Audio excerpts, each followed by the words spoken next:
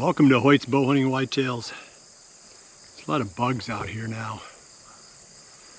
I need a little bit more warm weather for my beans to finish up, but then I would not mind a frost, a good killing frost, and get rid of some of these bugs. Wow, what a year.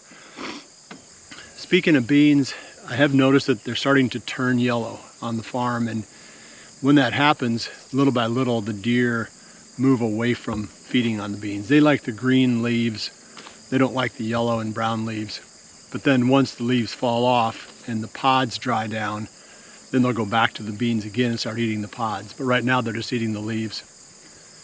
So I'm checking the cameras. I'm on the fourth one right now. Haven't seen anything too significant yet, other than, like I said, the beans are turning, and I think that makes a difference. So I'm gonna keep going, pull them all, and when I get them all in, I'm gonna throw them in the computer and jump back on here and let you know what I find. Hopefully we can add a couple more bucks to the number that we found so far. Hoyt's Bowhunting Whitetails is brought to you by Redneck Blinds, Code of Silence Apparel, Hunt Stand Pro Whitetail App, Whitetail Institute, Research Equals Results, B3 Releases, XO Broadheads, Exact Sights, and Hoyt. Today's Sunday. Can't remember the date, but this is going to air on Monday, so it's the day before today. What do they call that? Yesterday? I pulled the cards on Saturday, so I had a few hours to study them and see what kind of conclusions I could draw. A few of the deer jump out at me. I think I've got a legit shooter on here. Definitely a buck that we need to try to kill. And then a few observations about behavior and some of the things I'm seeing on the farm. So let's start with that buck that I think is a definite shooter. I've never seen one quite this fat. I'll be honest with you. I don't know if it's fat or if there's something wrong with him. It looks like he's pregnant with triplets. He has got a big time gut. And I don't remember this deer from last year at all, but I did film him back in, I think it was early August, when I was on this part of the farm just for one evening with the video camera. So I've got that little bit of history with him, and just looking at him here in the trail camera photos, he looks really old. He doesn't have a big rack, but that's okay. I mean, we've talked about that before. They don't have to have big antlers to be fun to hunt. And he sure looks fully mature. So that's one that I'm going to keep a close eye on. I'm paying attention now to what directions that he comes from when he approaches these cameras. He's on two different cameras, so I might be able to figure out just from triangulation maybe where this deer is living, give me a little bit of a heads up on how to start hunting him. And also, he may not still be coming to these areas, you know, once the season opens. So I'll keep an eye on him. But he's here now. Hopefully he sticks around. He'd be a fun one to shoot. It'd be fun to hang him on a scale and just see how much that deer weighs. So there's one. I think there's this tight-racked 8-pointer. He might only be 4 years old, but his antlers aren't real big.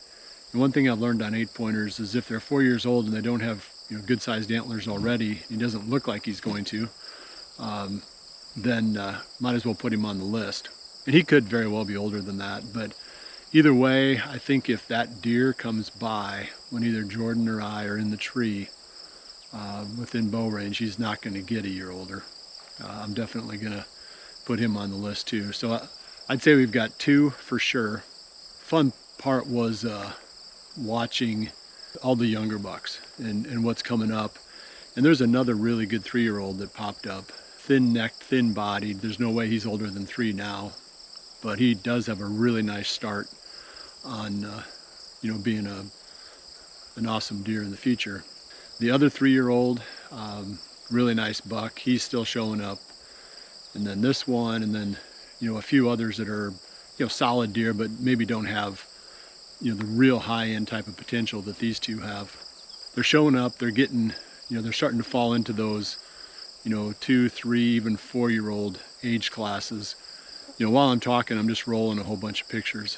of some of the bucks that were on the cameras on this second pull, so you can just kind of get a real quick view of of what was out there. And there's a lot of nice bucks, like I said, but very few that are fully mature. I remember, just a kind of aside, I was talking with Mark Drury one time at Iowa Deer Classic or someplace, and it had been right after a bad run of VHD, probably after 2012. And he said, we figured out what to do on the farm when we don't have any 5-year-old bucks. And I asked him, what that was. He said, we start shooting 4-year-olds. And I thought, well, you know what? There's a little truth to that. So, we might start looking at some of that on this farm too. We can't age them like I've talked within 1 year, unless we've got some history with them. But if you're guessing between 4 and 5, it's probably 4. So some of those that we don't quite know, and they don't look like they've got a lot of upside potential, we might figure them as targets for this year too. So that's the deer situation. The Jordan buck that that one deer that we're really kind of hoping to see hasn't shown up. I'll give him another, 10 days or so. If he doesn't show up where he was last year, I figured he'd come back, to the same fall range that he was in last year, but so far he hasn't. And if he doesn't, I'll start moving cameras around and try to find him. Another one a couple of them that kind of bugged me, and maybe we'll do an episode on this sometime. There were 2 older bucks last year that I hunted, for the better part of the season. I was kind of excited about hunting them again this year, but they haven't shown up. Kind of weird. I don't know if they died during the winter, if they moved, or I suppose they could possibly be here and just not rolling by in front of the cameras yet. It's weird how, some of them will be here year, and then gone. And again, they could be dead.